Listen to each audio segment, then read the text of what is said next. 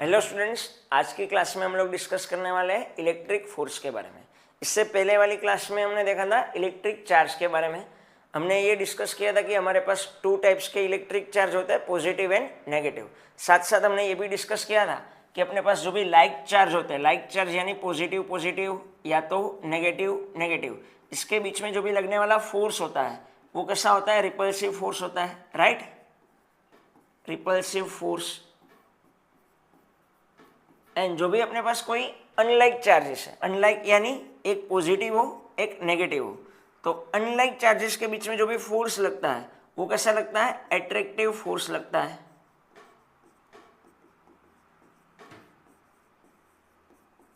ठीक है, ये हमने डिस्कस किया था कि लाइक चार्जेस के बीच में लगने वाला फोर्स कैसा होता है? रिपल्सिव। एंड अनलाइक चार्जेस के बीच में लगने वाला फोर्स कैसा होता है? अट्रैक्टिव। अब हमें आज की क्लास में ये डिस्कस करना है कि ये रिपल्सिव या तो अट्रैक्टिव जो फोर्स है उसका एक्चुअल में मैग्नीट्यूड कितना होता है। ठीक है, तो जो भी हमें ये दोनों चार्जेस के बीच में जो भी लगने वाला फोर्स होता है उसका मैग्नीट्यूड के बारे में पहली बार हमें कूलम नाम के साइंटिस्ट ने हमें बताया था। उसकी याद में हम उसको कूलम्स लॉ भी कहते हैं। एक्चुअली आपको पता है कि फोर्स जो है वो एक वेक्टर क्वांटिटी है, बट हम पहले क्या करने वाले हैं? Coulomb's law in scalar form discuss करने वाले हैं। पहले हम इलेक्ट्रिक फोर्स का स्केलर फॉर्म डिस्कस करेंगे एंड देन हम क्या डिस्कस करने वाले हैं? Vector form. ठीक है, तो यहाँ पे जो भी लगने वाला अट्रैक्टिव या तो रिपल्सिव फोर्स है वो कितने न्यूटन लगता है उसका मैग्नीट्यूड अभी यहाँ पे फाइंड करने वाले हैं। ठीक है, तो उसका जो लॉ दिया था हमें कूलम ने दिया था, तो क्या कहता है ये लॉ? तो मानो कि आपके पास कोई चार्ज है, एक है Q1 चार्ज है और एक मानो कि Q2 चार्ज है। पहली चीज कूलम्स लॉ में आपको ये ध्यान रखना है, कूलम्स लॉ जो है वो सिर्फ हम पॉइंट चार्ज जहां पे हो वहां पे ही अप्लाई कर सकते हैं। कैसे चार्ज में? Point charges. अब ये क्या होता है? तो ऐसे चार्जेस जिसकी साइज की कंपेयर में, मानो कि आपके पास दो चार्ज है, इसकी साइज की कंपेयर में इसका डिस्टेंस काफी ज्यादा होता है, ऐसे चार्ज को हम पॉइंट चार्ज कहते हैं। क्या कहते हैं हम इसको? Point charge. जिसकी साइज की कंपेयर में जिसका डिस्टेंस कैसा होगा? काफी ज्यादा, मतलब कि आप ऐसे दूर रख के देखोगे दोनों को तो आपको छोटे छोटे दिखेंगे, ऐसे चार्ज को हम कहते हैं पॉइंट चार्ज। तो मानो कि यहाँ पे मैंने एयर में फ्री स्पेस में दो चार्ज रखे हैं Q1 एंड Q2। अब मानो कि इन दोनों के बीच का डिस्टेंस जो है वो r जितना डिस्टेंस है। ये दोनों कितने दूर है? r जितने दूर है। ठीक है, इन दोनों के बीच का डिस्टेंस जो है वो है r जितना है।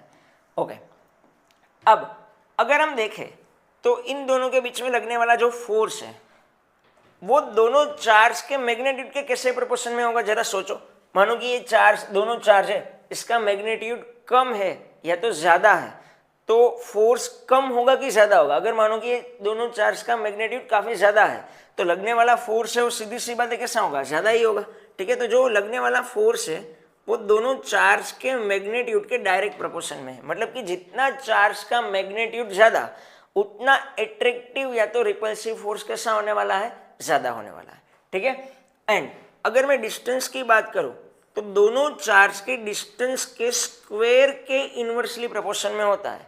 जैसे कि दोनों चार्ज का डिस्टेंस जितना ज्यादा उतना ही जो भी इलेक्ट्रिक फोर्स का मैग्नीट्यूड होगा वो कैसा होने वाला है? कम। ये कैसी बात हुई? मैग्नेट, वैसे इसको मैग्नेट से समझना नहीं चाहिए, बट अगर मैं एग्जांपल से समझाऊं तो जैसे कि दो मैग्नेट को आपने काफी दूर रखा है तो जो भी वहां पे मैग्नेटिक फोर्स लगता है वो मैग्नेटिक फोर्स जो कैसा हो जाता है? काफी कम हो जाता है। अब जैसे ही अपने दो मैग्नेट को नजदीक लेके आया तो तुरंत ही अट्रैक्ट या तो रिपल होने लगते हैं, तो वो फोर्स कैसा हो जाता है? ज्यादा। तो डिस्टेंस कम है तो फोर्स ज्यादा है, डिस्टेंस ज्यादा है तो फोर्स कम है।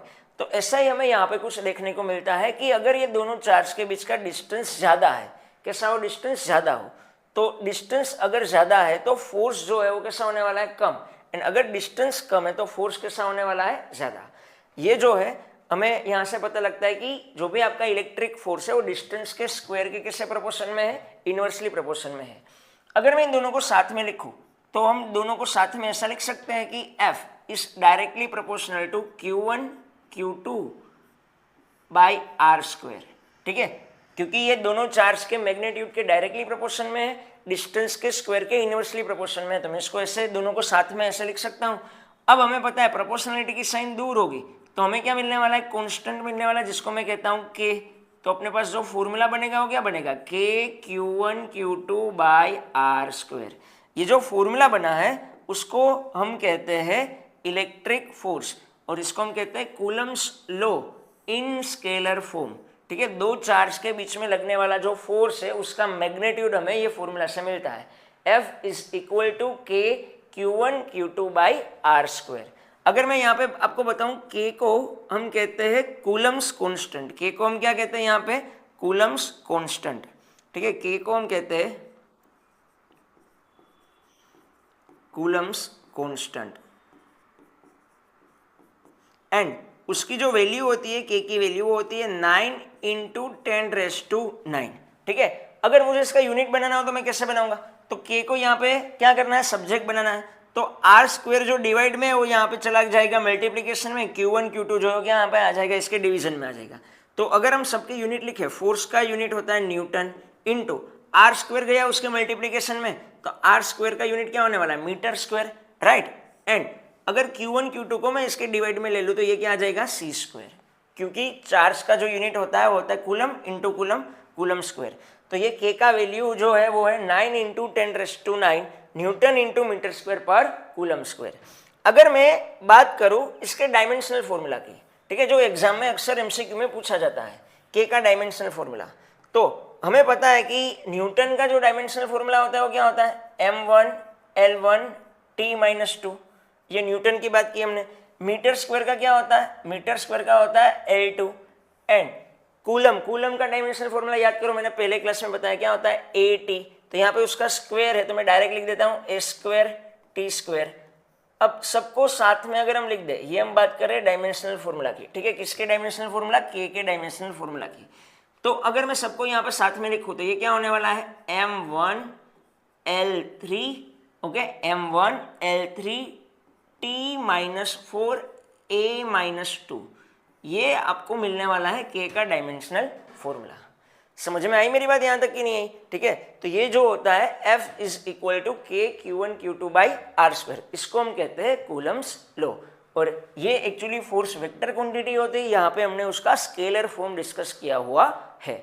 इतना समझ में आया, ठीक है। अब देखो आगे अगर मैं बात करूँ तो जो कूलम फोर्स होता है ना, जो फोर्स ऑफ एट्रैक्ट, यहाँ पे हमें पता है कि दोनों चार्ज के बीच में लगने वाला फोर्स या तो एट्रैक्टिव होने वाला है या तो रिपल्सिव होने वाला है। याद रखना एक चीज कि ये जो फोर्स ऑफ एट्रैक्शन या तो रिपल्सन जो होता है वो दोनों चार्ज को ज्वाइन करने वाली लाइन पे ही होता है। अब ये क्या बोल रहा हूं मैं, देखो मानो कि अपने पास ये दोनों चार्ज है, एक मानो कि चार्ज है 2 कूलम, इसको मैं Q1 बोल देता हूँ, दूसरा जो चार्ज है उसको मैं बोल देता हूँ Q2 जो है -1 कूलम।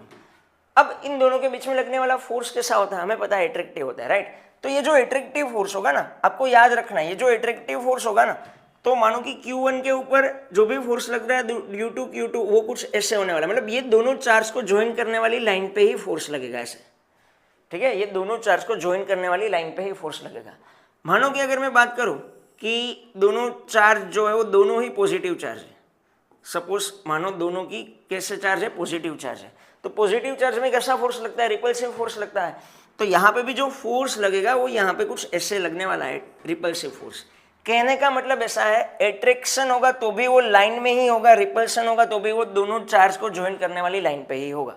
ये चीज आपको ध्यान में रखनी है। क्या बोल रहा हूं मैं कि जो भी अगर मानो कि आपका एट्रैक्टिव फोर्स है तो भी दोनों चार्ज को ज्वाइन करने वाली लाइन पे ही फोर्स लगेगा, एंड मानो कि आपका रिपल्सिव फोर्स है तो भी दोनों चार्ज को ज्वाइन करने वाली लाइन पे ही वो रिपल्सिव फोर्स लगने वाला है।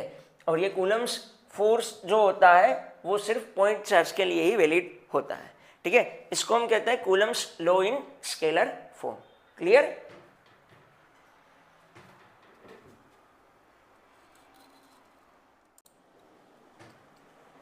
ओके, तो अभी जस्ट हमने डिस्कस किया कि कोई भी अपने दो पॉइंट चार्ज है, उन दोनों पॉइंट चार्ज के बीच में लगने वाला जो फोर्स होता है उसका फॉर्मूला कुछ ऐसे होता है, F is equal to K Q1 Q2 by R square.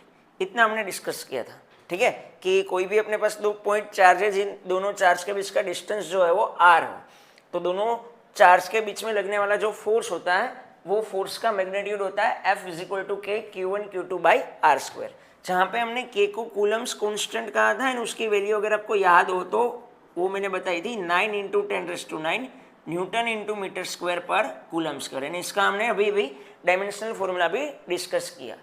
अब ना, एक हम छोटी सी एक एक्टिविटी करते हैं, ठीक है, इमेजिन करके। जैसे कि मानो कि आपके पास दो चार्ज है, अब दोनों कुछ चार्ज मैंने फिक्स दो चार्ज लिए Q1 एंड Q2, दोनों को R जितने डिस्टेंस पे रखा है, एयर में रखा है मैंने। कहाँ पे रखा है? एयर में। अब मैं वही सिस्टम को एयर में ही थोड़ा सा ऐसे शिफ्ट कर दूं, मतलब आगे या पीछे ऐसे मैं शिफ्ट कर देता हूं, तो क्या फोर्स चेंज होगा? एक कंडीशन है कि मैंने ना चार्ज, दोनों चार्ज को भी मैंने चेंज नहीं किया, दोनों चार्ज के बीच का डिस्टेंस भी चेंज नहीं किया, बस ये सिस्टम थी, उसको उठा के मैंने यहाँ पे रखा है, एयर में थी, एयर में ही रखा। तो क्या दोनों केसेस में लगने वाला जो फोर्स है उसका मैग्नीट्यूड क्या चेंज होगा? नहीं, उसका मैग्नीट्यूड चेंज होने वाला नहीं है, ठीक है। एयर में ही आपने ऐसे उठा के यहाँ पे रखा, डिस्टेंस चेंज नहीं किया, चार्ज का मैग्नीट्यूड भी चेंज नहीं किया, तो कुछ भी चेंज फोर्स होने वाला नहीं है। बट अगर मैं बात करूं कि यही सेम सिस्टम को अगर मैं वाटर के अंदर रख दूं तो क्या फोर्स चेंज होगा? यस, तो वहां पे फोर्स चेंज होगा।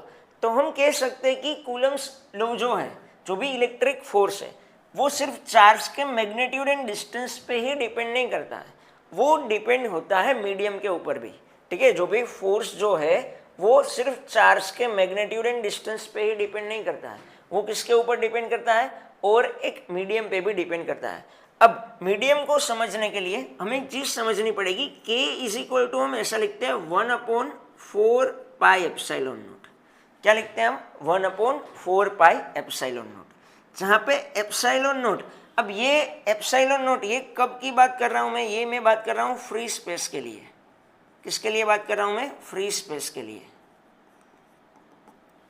अगर मानो कि आपने आपके दोनों चार्ज को फ्री स्पेस में रखा है, तो फ्री स्पेस के लिए K की जो वैल्यू होती है वो होती है 1/4 pi epsilon not. Epsilon not को हम कहते हैं परमिटिविटी ऑफ फ्री स्पेस, इसको हम कहते हैं परमिटिविटी ऑफ फ्री स्पेस। क्या कहते हैं हम इसको? Permittivity of free space. Free space यानी वैक्यूम या तो एयर, ठीक है। फ्री स्पेस यानी क्या हुआ? वैक्यूम या तो एयर।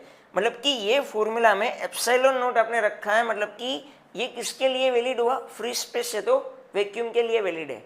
अब मानो कि आपने आपके पूरी सिस्टम को कोई मीडियम के अंदर रखा है। कहाँ पे रखा है? मीडियम के अंदर।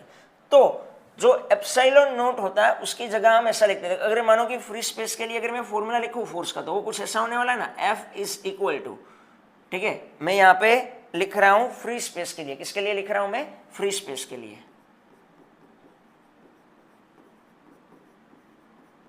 तो फ्री स्पेस के लिए जो भी फोर्स का फॉर्मूला बनेगा F is equal to K की वैल्यू कितनी आती है? 1/4 pi epsilon naught, 1/4 pi epsilon naught Q1 Q2 by R square. ऐसा होता है कि नहीं होता? ठीक है, ये किसके लिए हुआ? अपना फ्री स्पेस के लिए हुआ। किसके लिए हुआ? फ्री स्पेस के लिए। अगर हम बात करें कोई मीडियम की, अगर मैं कोई मीडियम की बात करूं तो मीडियम के लिए जो भी फोर्स का फॉर्मूला होगा ना वो कुछ ऐसा होगा, 1/4 pi epsilon Q1 Q2 by R square. ठीक है, अब जब फ्री स्पेस की बात कर रहे थे तो एप्सिलॉन क्या था? परमिटिविटी ऑफ फ्री स्पेस था। अब यहाँ पे कोई मीडियम की बात करें तो एप्सिलॉन इज इक्वल टू क्या होगा? तो एप्सिलॉन इज इक्वल टू होगा परमिटिविटी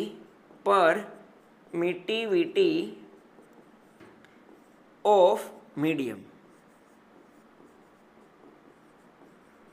समझ में आई मेरी बात कि नहीं आई? ठीक है, फ्री स्पेस के लिए तो एप्सिलॉन नॉट होता है परमिटिविटी ऑफ फ्री स्पेस। अगर मानो कि आपने आपकी दोनों चार्ज के सिस्टम को कोई मीडियम के अंदर रखा है तो आपका जो फोर्स होने वाला है वो क्या होने वाला है? F is equal to 1/4 pi epsilon. Epsilon मतलब होता है परमिटिविटी ऑफ मीडियम।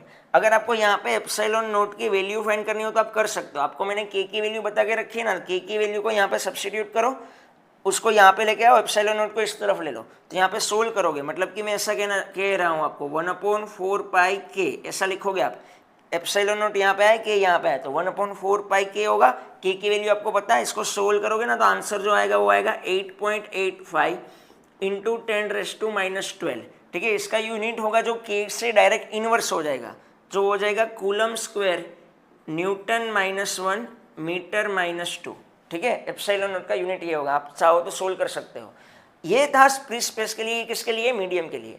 अगर मैं रिलेटिव परमिटिविटी लिखूं, क्या लिखूं मैं? Relative permittivity. तो रिलेटिव के लिए आपको पता है रिलेटिव मतलब क्या होता है? मीडियम की परमिटिविटी अपॉन वैक्यूम की परमिटिविटी, या तो फ्री स्पेस की परमिटिविटी। इसको हम के से भी इंडिकेट करते हैं। कैसे इंडिकेट करते हैं? के क्या होता है? के को हम बोलते हैं डाई इलेक्ट्रिक कांस्टेंट। क्या कहते हैं हम इसको? Dielectric constant. के यानी क्या हुआ अपने पास? के मतलब हुआ डाई इलेक्ट्रिक कांस्टेंट। अब के को ना हम एक्चुअली सेकेंड चैप्टर में इन डिटेल स्टडी करने वाले हैं। अभी सिर्फ ऐसा समझो कि रिलेटिव परमिटिविटी जो होती है उसको हम कहते हैं के। ठीक है, रिलेटिव परमिटिविटी मतलब हुआ मीडियम की परमिटिविटी अपॉन वैक्यूम की परमिटिविटी, इसको हम कहते हैं रिलेटिव परमिटिविटी, और उसको हम कहते हैं के मतलब हुआ डाइलेक्ट्रिक कांस्टेंट। ठीक है, तो अगर मैं यहाँ पे ये जो मैंने फोर्स बोला है वो फ्री स्पेस के लिए है, ये जो फोर्स है वो किसके लिए है? मीडियम के लिए है। अगर मैं दोनों फोर्स को डिवाइड करूं, क्या करूं? ये इक्वेशन 1 है और ये इक्वेशन 2 है। अगर मैं दोनों ही फोर्स को क्या कर देता हूं? डिवाइड कर देता हूं। ठीक है, तो दोनों फोर्स को डिवाइड करने पे मुझे क्या मिलने वाला है?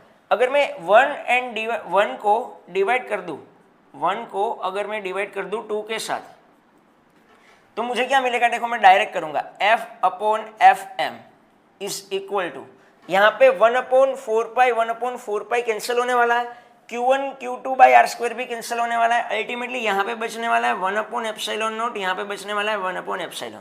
होगा कि नहीं होगा? इसको थोड़ा अच्छे से लिखे तो क्या होने वाला है? Epsilon by epsilon not. ऐसा होगा कि नहीं होगा? अब एप्सिलॉन, ये जो डिनोमिनेटर का डिनोमिनेटर ऊपर आ जाएगा और ये नीचे आ जाएगा। एप्सिलॉन बाई एप्सिलॉन नॉट, इसको हम क्या लिख सकते हैं? के लिख सकते हैं। क्या लिख सकते हैं? के। ठीक है, ये डिनोमिनेटर जो है उसका डिनोमिनेटर ऊपर चला जाएगा, एप्सिलॉन ऊपर आ जाएगा और ये जो है वो नीचे आ जाएगा। समझ में आई मेरी बात कि नहीं? ठीक है, तो एप्सिलॉन अपॉन एप्सिलॉन नॉट, इसको हम लिखते हैं के। क्या लिखते हैं हम? के। तो अगर मुझे यहाँ पे लिखना हो तो यहाँ पे मैं ऐसा लिख सकता हूँ कि भाई F M is equal to F by K. ठीक है, ये एक फॉर्मूला जो है यहाँ से आपके काफ़ी सारे MCQ सोल्व होंगे। ये एफ एम को मैंने यहाँ पे ले लिया, के को मैंने यहाँ पे ले लिया, तो F M is equal to क्या हुआ? एफ बाई के। तो जब भी आपने कोई के जितने डाई इलेक्ट्रिक मीडियम में चार्ज को रखा है तो आपका फोर्स जो है वो के टाइम्स डिक्रीज हो जाता है। ठीक है, यहाँ से हमें क्या समझना है कि जब भी आपने चार्ज को के जितने डाइलेक्ट्रिक कांस्टेंट वाले मीडियम में रखा है तो आपका फोर्स जो फ्री स्पेस में फोर्स था वो के टाइम्स कम हो जाएगा मीडियम में फोर्स। क्लियर हुई मेरी बात? ठीक है, ये MCQ के लिए है। डाइलेक्ट्रिक कांस्टेंट को हम इन डिटेल डिस्कस करने वाले हैं सेकेंड चैप्टर में। ठीक है, चलो तो आज के क्लास में हम यहाँ तक रखते हैं। नेक्स्ट क्लास में हम Coulomb's law in vector form discuss करेंगे। ठीक है।